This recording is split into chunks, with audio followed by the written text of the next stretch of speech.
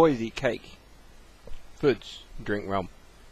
Hello Fudd fans and welcome to my 50 subscriber Q&A special. But Fudd, you've only got 48 subscribers. Well, stupid guy, I reached 50 and that counts. It does. So yes, I'm only at 48 subscribers during the recording of this video, but I hit 50 subscribers. I did. I know there are probably subs for subbers that decided after I didn't subscribe to them back that I'm gonna unsubscribe from you, but fuck them. Funny thing is, I think most of them got from the last video I posted where I said I would not do sub for subs. What are you gonna do? But anyway, let's go to the Q&A. Now my first question comes from Assassin Gamers, plural, and they asked, what free tips do you have for YouTubers just starting out to reach your level? That's cute. I'm only 50 subs and all, but I guess all of us were stuck at some point. So, like I said, there's 3 things I mostly did to get to this level. Number 1 was I watched my own content. Now that might sound a bit vain, but my personal feelings is I always watch my own videos because that way I know what I've done wrong, why I've done wrong, and I can try and fix it. Number 2, I posted all of my videos to loads of Facebook groups. I would list them here, but there's so many of them because anything that doesn't have sub for sub in the title, I join and put my video on, because I figure even if there's like 60 people in a group, that's 60 people that might not have seen it in another group. And yes, there are some groups better than others, because there's some groups that don't have in the rules no sub for subs, and then you get spammed with oh sub for sub, sub for sub. The trick is, and this is the third part, to ignore them. Do not sub for sub. It is no good for your channel, as this proves. I have had some overly aggressive sub for subbers that have said, hey, here's a screenshot of me subbing to your channel, subscribe back. And I just ignore those. But as I've ignored those, they have then unsubscribed. But here's the thing, they're not going to watch your content, so don't bother accepting them. If they were going to watch your content, they would have done so, and they would have paid attention to the last video when I said I'm not going to sub for sub. I don't know why I did that, because clearly they don't watch the videos, they just go oh sub for sub, sub for sub, sub for sub. It's no good. But yeah, post your content on Facebook pages, as many as you can, and also, but this is the trick, because if you post too many, this next part it becomes more difficult. Look at other content creators on that channel, because not only do you want to promote your stuff, it's only fair that if you're going to use this to promote your stuff, you should help with that system to promote other channels. So you should check out, not all of them are going to be good, but you might find a diamond in the rough and go, yes, you are a great YouTuber, I'm going to learn a lot from you, you might learn a few things from me. Or you might find people that are so-so, they have potential, but they're so-so, and you can say, hey, if you do this thing that helped me when I was in your situation, your videos will get even better. They may listen, they may not listen, but the only thing you can do is try and spread the love. Spread that love about. You can't expect people to watch your content if you're not going to watch other people's content in these things, is what I'm getting at. So spread that love. I love that room. Okay, next we get Josh from Spawn Point. Great channel, go check him out. And if you don't want to check him out, at least check out my Fudd finds on the Spawn Point, because it's pretty good, and you might see a little bit more from him. But so shameless plugging. and he asks, what does your YouTube channel mean, and where did you get it? Now, my YouTube channel name is made up of two parts. You got the Fudd, and you got the factory. Now, the factory part, gonna not lie to you, I only called it factory because I like alliteration. Yes, I like Stanley too. But I like alliteration, and Fudd, factory, I don't know why I come up with it, I just came up with it. But the Fudd is the important part. That's me. I am the Fudd. And I do not just go by the Fudd in the YouTube world, or even just the internet world in general. I go by Fudd in real life.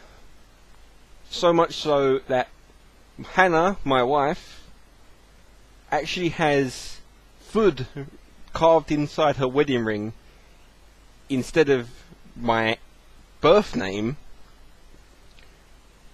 which is Christopher. Now, the reason why I got the name Fudd is when I was in school, there was so many Christophers. There was at least 3 in my class. I think there was 4 in total in my class groups. Long story into it, but we mixed up classes a lot, so there was like 4 potential Christophers, even I can't say it now. And that got very confusing. So most of us, in fact all of us I think, got known by our surnames. And my surname is Mansford. But Mansford apparently is a bit of a mouthful. So they cut it down to Fudd. Yes, but if you look at it, it's Ford. F-O-R-D, Ford. So that got a bit merged, because when you say it quick from where I come from, you say Mansford. And because of this meld, we had a debate on how to spell it. Was it F-U-D or F-O-D? And there was a battle of things going on until someone saw on a channel someone say Elmer Fudd, and it was written down F-U-D-D. Now, even though I was not completely convinced that's Elmer Fudd, I like the spelling, so I took it, ignoring the fact I was in the F-O-D camp.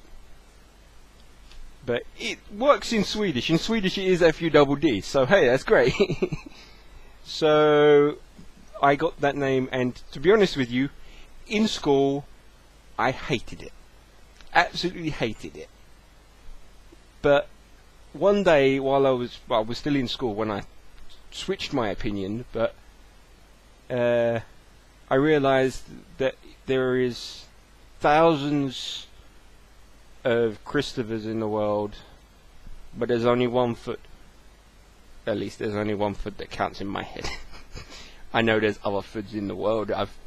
I have the internet, so I am the Fudd. This has become my identity. My mother hates it, but it's got to the point where, as I said, Hannah's got it in her wedding ring. When the priest, that's a very close family friend, married us, he actually married us Fudd and Hannah. I had to say my full name for the illegal bit.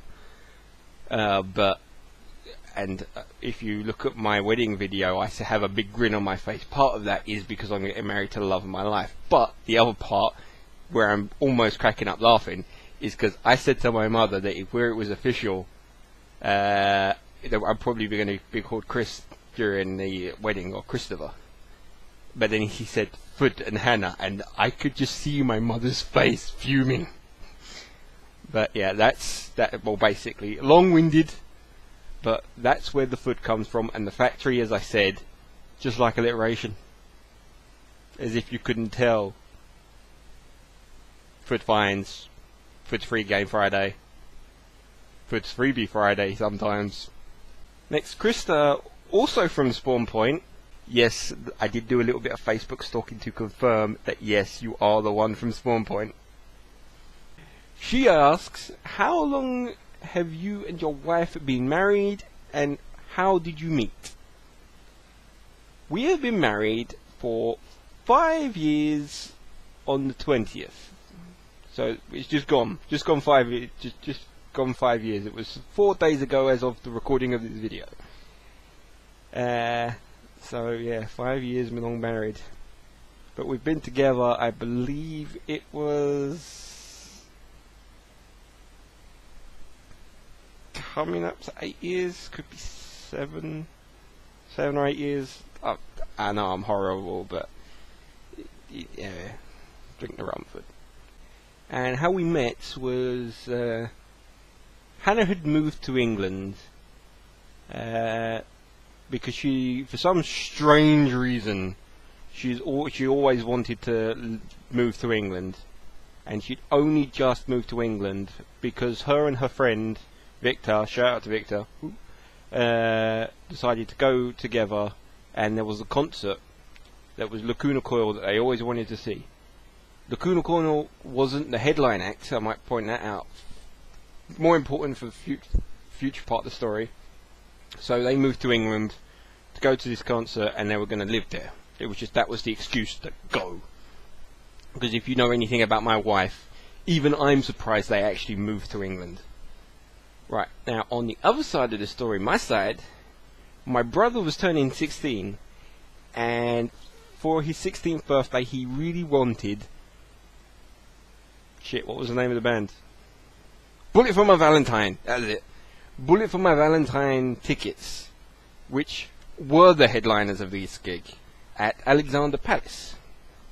And my mum was like, right, I want to get him these tickets because he really wants them, but I don't feel comfortable him going by himself because my brother's a bit and my brother's friends are a bit so I want someone to go with him, but this is my mother speaking again. I don't want to go because I can't stand that rubbish music. Me. I'm not a big fan of Bullet for My Valentine, but they're alright. I like Tears Don't Fall, but they're okay. So I went to the gig with my brother to babysit, and then me and Hannah met in the crowd. We were just like all crushed together, and I'm very protective when it comes to gigs. So I'm like asking everyone around me, "Are you okay?" Because it's very, and I can understand people having an accident. And the first gig I went to, some girl fainted. So yeah. And then I saw Hannah. Hannah sees me, and she goes, because this was a time where I used to wear my long leather coat absolutely everywhere, and I wore it to this gig, and she goes, what kind of an idiot wears a long leather coat to a gig? I still maintain I was going to spend longer outside than I was inside, so it was a ratio thing, because it was really cold day, but it was going to be hot in the gig, so I was like, I'm going to spend more time being cold outside than I am going to be warm in the gig, so I'll take my coat. And I couldn't afford the coat check before you say that one. Because it was coat check or food, and food. So she saw me, this idiot, and then I turned around and said, "You alright?" And her face lit up, big smile on her face. "Yeah, I'm fine." And we kind of got stuck together, moved along a bit, we traded numbers, and we've been together ever since. Next, Nightcore Deck asks, what is the hardest part that you overcame by now? Very difficult to read that question with my dyslexia, but I think I understand what he means. What's the hardest thing I've done? Now, it's not clear whether he's talking about in personal life or in the YouTube world. I would assume the YouTube world, but I'm going to answer both. So for the YouTube world, I do that first. It was uploading my first video. Very pits in my stomach. If you go back and watch it, I might put a link in the description if I really wanted to. I'll put a link in the description. It's I can't remember. I think it's Fudd's YouTube review of what was it called? AMC movie talk. Yeah, AMC movie talk, or is it AMC Cinemas? I don't know, but it was basically AMC movie talk. It doesn't exist anymore. They've switched names and switched channels, so you can't actually go check them out. I think they're called Collider now, but I have unsubscribed to them now because making the channels, watching that every day, and also they were spoiling the films a bit for me, so I decided to stop watching them. But it was very nerve-wracking for me because I hadn't made YouTube channels before. It's pretty bad, but yeah. Everyone's first videos are going to be bad, unless your name's Junks. Bastard. I kid. I love you, Junks. And for my personal life, the hardest thing I've ever done was move to Sweden. Because me and Hannah were only dating for it wasn't even a year. I think it was like 9 months when we actually moved, something like that. And I decided Hannah was getting very homesick, so I said, let's just move to Sweden, where I didn't know the language. My family are back in England, they still are. But I made it work. So it's scary. It still is scary, even to this day. But I've settled down now, so I think it's worked really well for me. Next, Gloxy021. Sorry if I said that wrong. But Gloxy asks, are you scared of other people's opinions when uploading videos? Short answer, no. I was at the beginning, as I just said, but no. Because 2 bad things can happen when you upload videos, or 3 if you're silly enough to add anything that could be considered copyright. I mean actual copyright, not people just messing up your videos because they can. I mean actual, here's a bit of song that's too long sort of deal. So 2 things that are bad. Number 1, someone can dislike your video really badly and write in the comments, this video is terrible because ABC. But here's the thing, in that situation, even if they didn't like their video and they're writing ABC, you can look at that, and even though you might not agree, you can take that into consideration making new videos. Or the second option is someone dislikes your videos and maybe tells you a new one in the comments, but not actually have any good points. Like just say like, oh, these guys faggots. I've been called a faggot once. You guys are faggots, or whatever. And to those people, they're just arseholes. And arseholes are just worth ignoring. They're just, whatever. If you let the arseholes get under your skin, then you don't have much hope. So, fuck the assholes. Some of the other guys that actually leave reasons, maybe listen to them a little bit, but they're helping you. So, other than that. Okay, next question, Jinx asks. I'm sorry, I couldn't resist. Junks asks, how bad is your anxiety and what helps you? people who have seen my Junks video, I admitted to having anxiety on that, and it's true. My anxiety gets worse when I'm in a large crowd of people, especially if they're all speaking Swedish, because then my mood comes down, and when my mood comes down, my Swedish head, as I call it, gets turned off.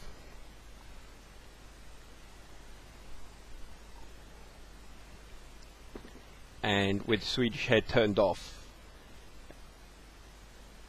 sorry, this is hard to talk about. With Swedish,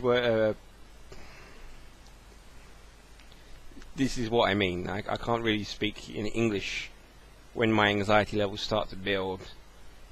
So in Swedish it's even more difficult, and I can't understand what people are saying, even if they're words that I know. I'm like, I know what you're saying, I just can't translate it in my head, sort of thing, and it brings up my anxiety levels. I feel like I have a pit in my stomach. I end up going quiet, staring into space, and worst case scenario, I could bring a panic attack. I also get them when I try new things, like if I have to go to a new place, if I have to go to like a job interview, for example, or even if it's something like, oh, let's go to this guy's house by yourself, but I don't know 100% where it is, that my anxiety levels can start to build, and yeah, it can be quite bad. I can get panic attacks, and the time my panic was at its worst was when I was at school studying Swedish. I mean, adult school, where everyone in that class were immigrants, but there wasn't any English immigrants. So most of them came from countries like Afghanistan or Somalia, which is fine for them, but it's difficult for me to relate to people like that, because they come from such harsh places, and like things that I like video games and nerdy stuff. Those guys don't really know much. There was a guy that liked to play FIFA, but out of all the freaking games in the world, it had to be FIFA. And I can't stand football of any variety, apart from maybe Rocket League, but that's more bootball than football. So it was really hard, and I could get the panic attack start building. I have to excuse myself to go to the bathroom, can get some deep breaths, trying to end up panicking so much that I would leave, and that was no good for me. I've felt a lot better since leaving school, because also on top of everything I have dyslexia, as I think I've already said in this video, and that makes my Swedish learning even more difficult. So yeah, that build up. How I get over these things, since leaving school, I started this job search thing, where like this, I don't want to say course because it wasn't really a course. Like, I go to this like meeting things once a week to talk about how to find jobs, and I brought up my anxiety, and she was great. Her name was Erika, and Erika was great. She helped me find mindfulness techniques. I have an app. I wrote down the name of the app. Give me a minute. It was Andrew Johnson's Relax, and he has like Relax Plus, and he has a few of them. They help you with the breathing techniques and relax and clear your mind, that sort of thing. And the Andrew Johnson one, he's a Scottish guy, and he doesn't go too crazy on the spiritual, like go into your psyche, or not the psyche so much, or You all know what I mean about these sort of like of meditation sort of things, where they're like, oh, your auras, and he doesn't do any of that stuff. A couple of them lean that way, but if that's just because I've experimented. If you just use the relax one, there's none of that. It's just deep breathing and clearing your mind and relaxing your muscles. So I really recommend that anyone whose English is their first language, because I can understand if you're trying to understand what he says because English isn't your first language, that it could be a bit more difficult for you.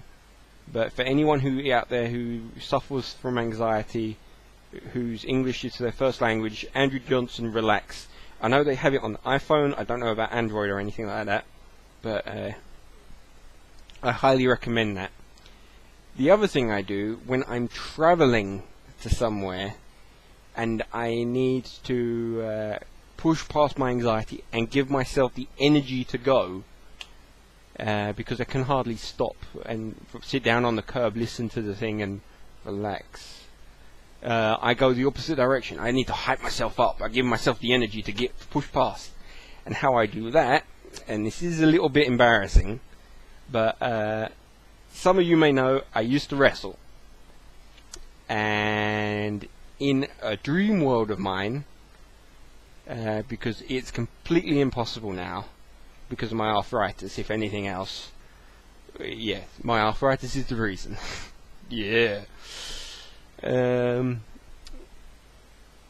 I would be a pro wrestler. I'd be in the WWE, standing in front of millions of fans, chanting Fudd.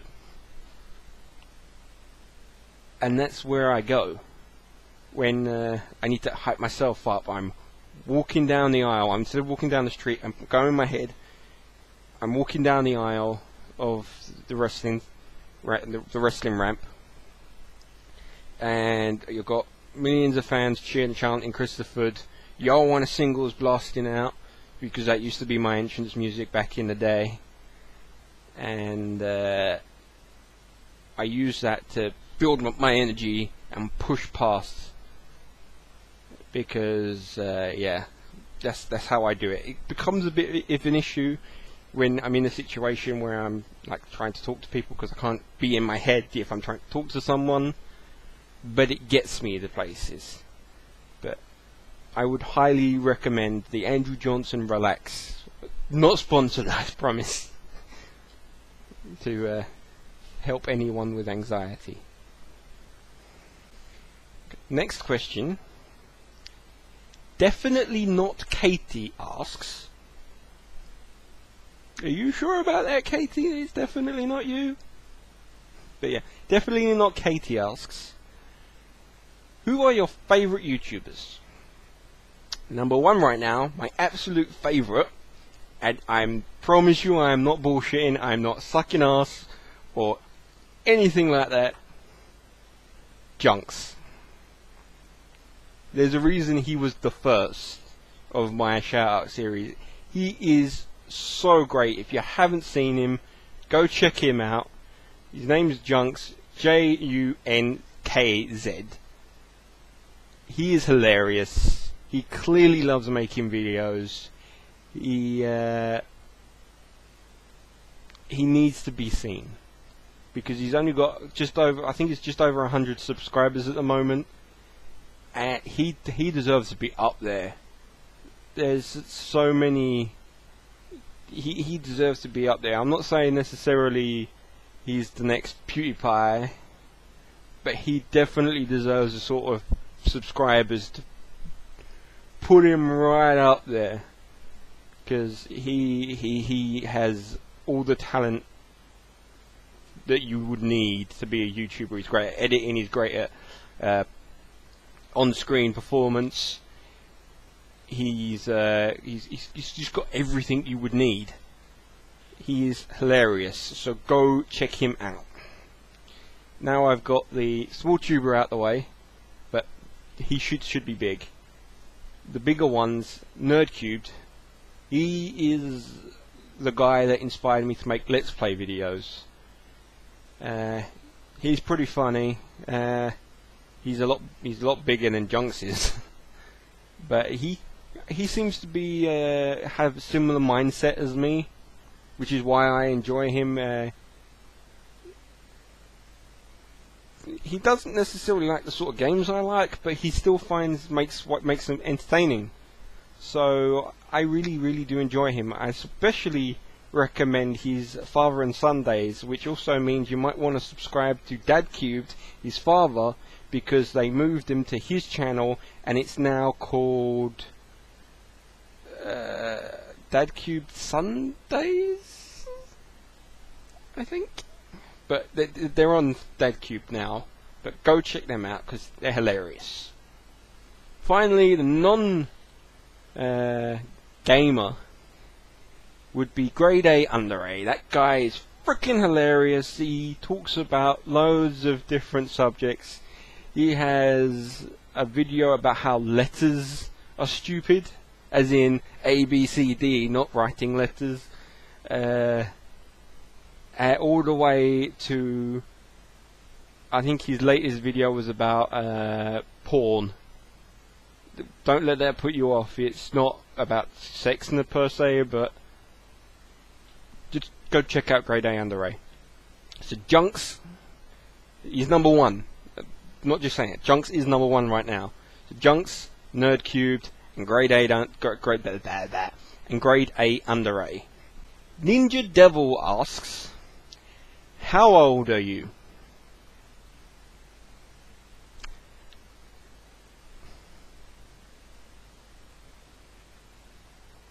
I'm 27. Yes, I had to think. I was born in 1989, if I'm wrong about that. So, I'm 27. I believe, yes. 27. Yeah. Next, Instinct asks, yet another person I follow on YouTube. Go check her out. There will be a Fudd finds on her soon. I'm just waiting because she's just new. So go check her out. So Instinct asks, what was the first game you could remember playing?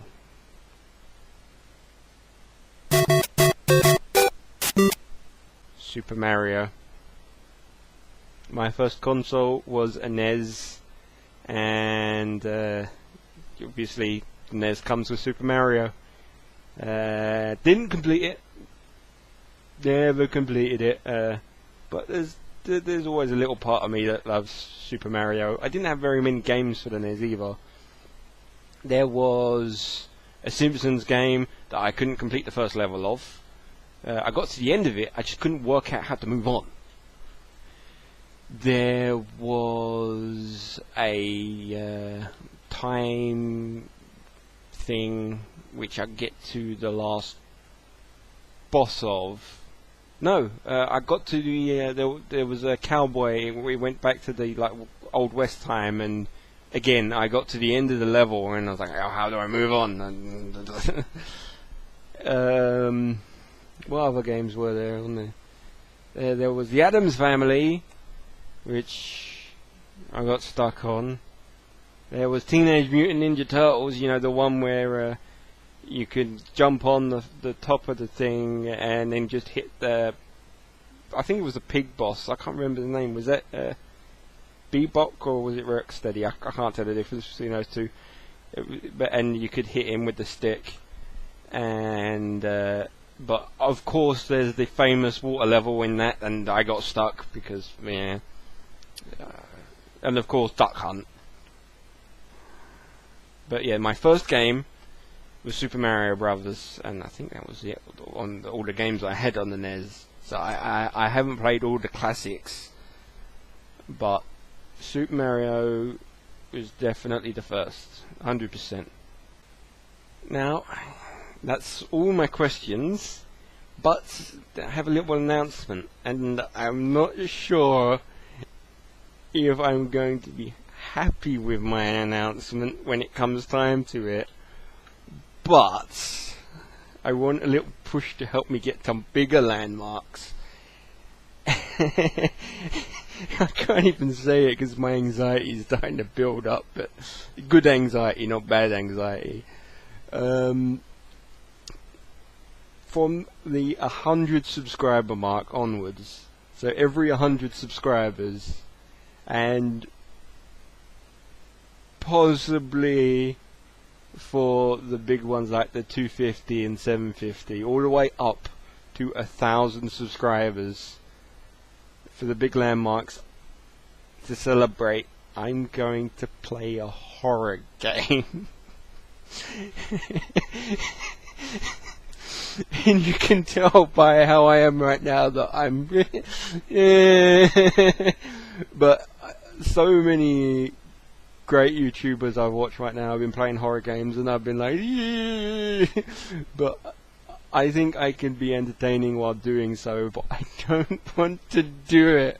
So I figure if I say, hey, for every milestone we hit, so the next one would be 100 subscribers, I will play a horror game, and if we get to 1,000 subscribers, I'm going to play the game I swore I would never play, because I saw one scene, and I have a thing with eyes, and yeah, that one scene had the needle coming into the eye, and that's Dead Space. If I get 1,000 subscribers, I'm going to play Dead Space. I haven't decided about the other milestones, but yeah. So if you want to see the Fudd play a horror game, you gotta help me get to 100 subscribers. So with that being said, I hope you've enjoyed this. If you have, please like, favorite and subscribe. I love you all for subscribing. Even the new subscribers that will get me to 100 subs, they'll make me play the horror game, but I will love you too in the future. But I am the Fudd. Thanks for watching.